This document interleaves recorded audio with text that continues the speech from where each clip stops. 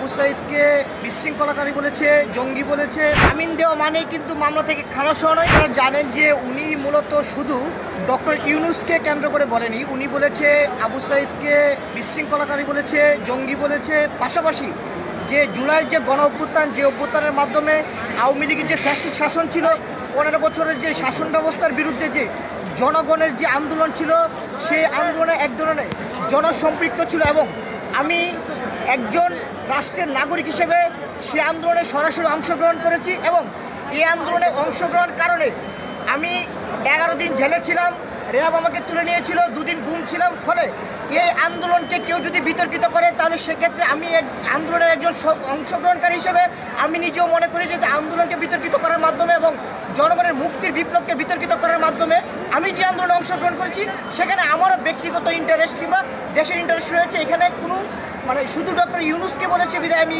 সংক্ষুব্ধ হয়ে মামলা করেছি, বিষয়টা এরকম না। আমি মূলত বিপ্লবকে উনি বিতর্কিত করার জন্য, এই বিপ্লবকে অংশগ্রহণকারীদেরকে জঙ্গি বলার কারণে আমি এই বিপ্লবের একজন সক্রিয় অংশগ্রহণকারী হিসেবে আমি সংক্ষুব্ধ হয়ে মামলাটি করেছি। Double million offer, Walton fridge কিনে পেতে পারেন 20 লক্ষ টাকা, রয়েছে কোটি কোটি টাকার নিশ্চিত উপহার। আসলে আপনারা জানেন যে আমরা আইনের প্রতি সবসময় শ্রদ্ধাশীল।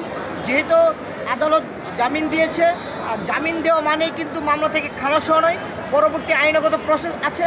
তবে আমি একটা বিষয় বলতে চাই, সেটা হচ্ছে বর্তমান সময়ে আমরা দেখেছি যে বাংলাদেশের বিভিন্ন আদালতে যেখানে ফ্যাসিস্ট খুনির দোষররা বিভিন্নভাবে জামিন পাচ্ছে, এটা আমরা বিচার ব্যবস্থার উপর মানুষের বিগত সময় যে আস্থাহীনতা ছিল, আমরা ভেবেছিলাম এই বর্তমান অন্তর্বর্তীকালীন সরকার জনগণের আস্থা ফিরিয়ে আনবে, কিন্তু আমরা দেখেছি আওয়ামী লীগের যারা দোষর ছিল, এই গণহত্যার মামলার অনেক আসামি বিগত সময় জামিন পেয়েছে।